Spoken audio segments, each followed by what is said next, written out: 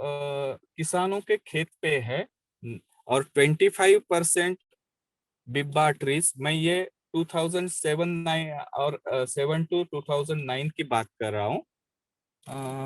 75% बिब्बा trees ये खेतों में है, और 25% बिब्बा ट्रीज ये फॉरेस्ट रिजर्व फॉरेस्ट क्षेत्र में है। तो और जो लिलाव होता था, नीलामी होती थी, वो ये 25% की होती थी। तो कुछ बातें हम लोगों ने फॉरेस्ट राइट एक्ट के बारे में भी कुछ काम किया है, और इस नीलामी के सुसूत्रता के लिए भी कुछ काम किया है, प्रोसेसिंग के बारे में कुछ काम किया। और जो यूएनडीपी के माध्यम से ये काम का हम लोग कर पाए। जैव विविधता रजिस्ट्रेशन, ये बहुत ही अहम बात है, जिसके ऊपर हम लोग कुछ काम करना चाहते हैं। ये बारीपाड़ा में हम लोगों ने कुछ काम किया, उसके बारे में कल चैतराम जी बताएंगे। और एक संपदा जो है वो गो संपदा है। अगर भारतीय किसान, अगर हम लोग किसानी देखेंगे, भारतीय खेती देखेंगे, वो गो आधारित खेती है। मार्जिनल फार्मर्स और स्मॉल फार्मर्स अगर हम लोग देखेंगे, उसकी परसेंटेज अभी बढ़ बढ़ रही है। करीब करीब 70%, कुछ जगह पे, कुछ स्टेट में 70% तक 70% तक फार्म मार्जिनल फार्मर्स और स्मॉल फार्मर्स, 5 एकड़ से कम क्षेत्र वाले, कम क्षेत्र धारणा होने वाले किसान जिसे बोलेंगे, अगर देखते हैं तो है।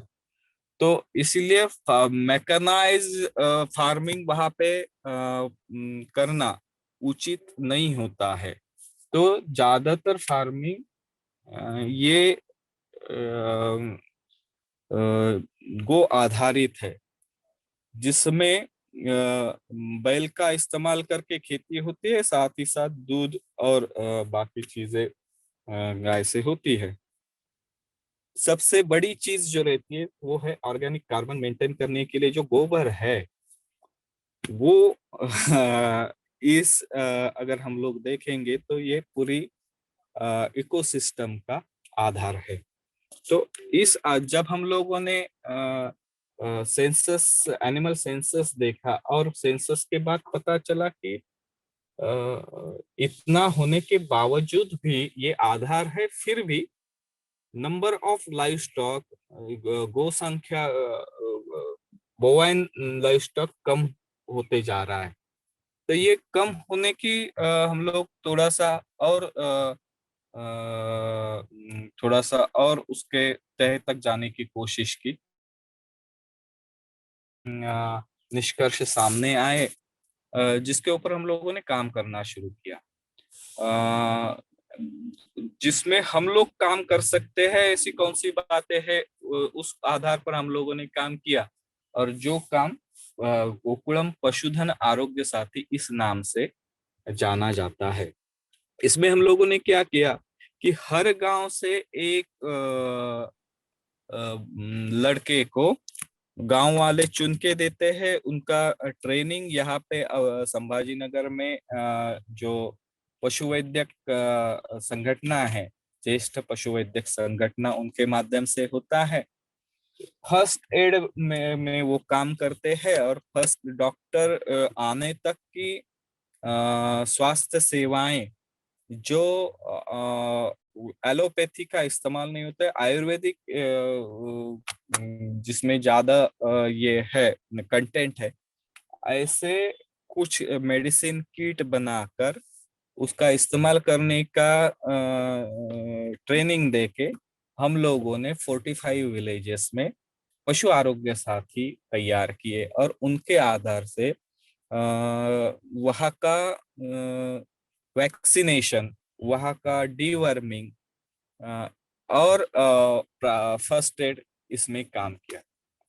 ये करते वक्त ध्यान में ऐसा आ गया कि जैसे कत्तल खाने में या बुचड़ खाने में जाने से गौ संख्या कम हो रही है, उसी प्रकार से दूसरा एरिया जो है वो है जो बछड़ा होता है, वो बछड़े को उसका कन्वर्जन आइदर काऊ और बुलक में जब तक नहीं होता है तब तक किसान उसकी तरफ कम ध्यान देता है।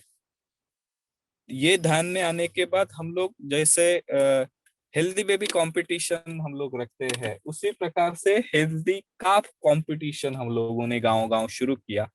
पहले 2 साल हम लोगों के ऐसा हो रहा था कि हम लोगों को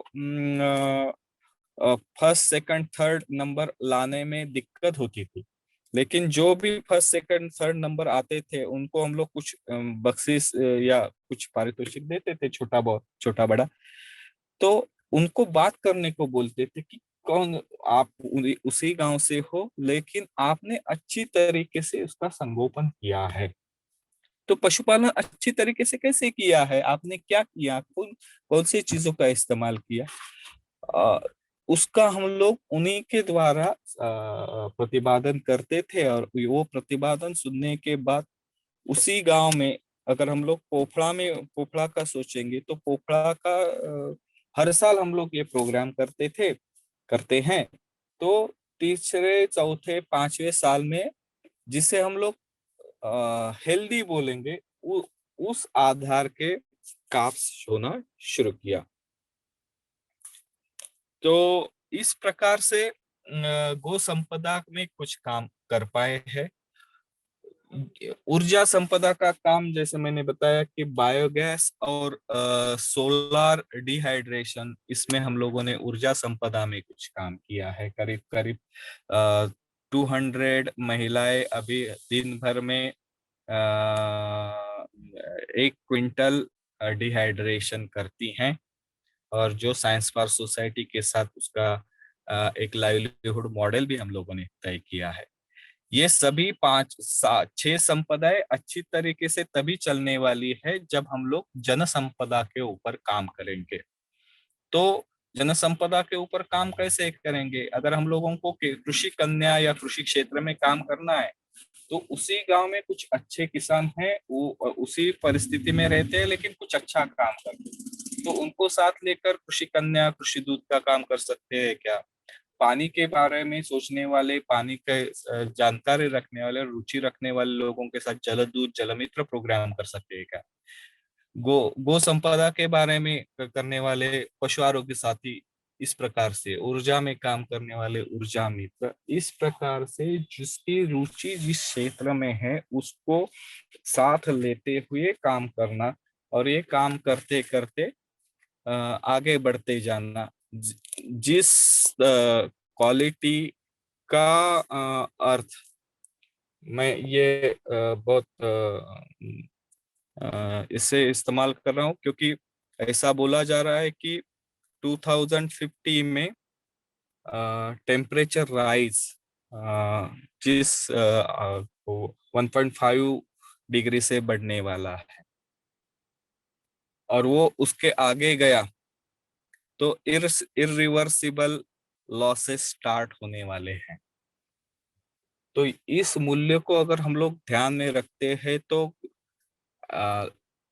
ग्लोबली उसको विचार करते हुए हम लोग लोकली क्या क्या एक्ट कर सकते हैं, इस विचार को, इसके करणीय मुद्दों को सामने रखने की मैंने अभी कोशिश की है। मेरे ख्याल से मुझे जो नेचुरल रिसोर्स मैनेजमेंट के बारे में, करने वाले चीजों के बारे में जो बताना था, मैंने आपके समक्ष रखा है। आपके कुछ सवाल होंगे तो मैं जरूर आपके सवाल सुनना चाहूंगा, कुछ उसमें जोड़ना चाहूंगा। धन्यवाद। और पृथ्वी मोलाची इन लोग के जो ऑर्गेनाइजर है, उन सभी लोगों को मैं धन्यवाद देता हूँ कि उन्होंने मुझे ये बात रखने के लिए उन्होंने मुझे चांस दिया, उसके लिए मैं उनका आभारी हूँ।